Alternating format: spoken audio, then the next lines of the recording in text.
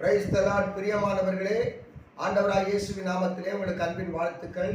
இன்றைக்கு உங்களுக்கான வேதவசனம் சங்கீதம் 145 சங்கீதம் 19 வசனம் சொல்லுகிறது, அவர் தமக்கு பயந்தவருடைய விருப்பத்தின் படி செய்து அவர்கள் கூப்பிடுதலை கேட்டு அவர்களை ரட்சிக்கிறார் என்று வேதம் சொல்லுகிறது.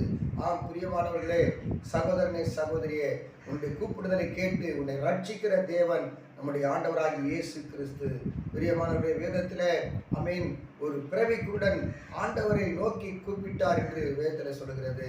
அவர் கூப்பிட்ட போது தேவன் இயேசு கிறிஸ்து நின்று அவரை தம்மிடத்தில் வரவழைத்து, நான் உனக்கு என்ன செய்ய வேண்டும் என்று கேட்டார். அதற்கு அவர் சொன்னார், ஆண்டவரே, நான் பார்வை அடைய வேண்டும் என்று சொல்லி. அப்போ அவனுடைய வாழ்க்கை, அவன் பிறந்ததிலிருந்தே ஒரு இருளான வாழ்க்கை, ஆகவே அவனுக்கு ஒரு வெளிச்சமான வாழ்க்கை வேண்டும் என்பதற்காக ஆண்டவரிடத்தில் பார்வை கேட்டார். கர்த்தர் உடனே அவனுடைய கண்களை திறந்து நீ பார்வை அடைவாயாக என்று சொன்னார்.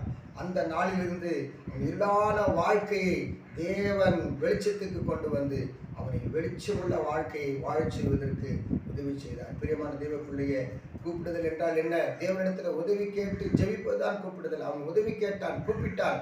கர்த்தர் அவனுக்கு ரட்சிப்பை கொடுத்து அவன் வெளிச்சத்திலே கொண்டு வந்தார். அந்த நாளிலிருந்து அவன் வாழ்க்கை வெளிச்சமாக மாறிச்சு. அதுபோல் உன் வாழ்க்கையில கூட நீ உன் கூப்பிடுதலை இதுவரைக்கும் கேட்கலே நினைக்காத சகோதரி சகோதரனே, அந்த பிறவிக்குடைய கூப்பிடுதலை கேட்டு அவனை ரட்சித்தவர் உனக்கும் இன்றைக்கு ரட்சிப்பை கொடுத்து இனி உன் கஷ்டத்திலிருந்து, நீ கண்ணீரிலிருந்து வெளியே வருவதற்கு தேவன் உனக்கு உதவி செய்து உன்னை அற்புதமாக தேவன் நடத்தப் போகிறார்.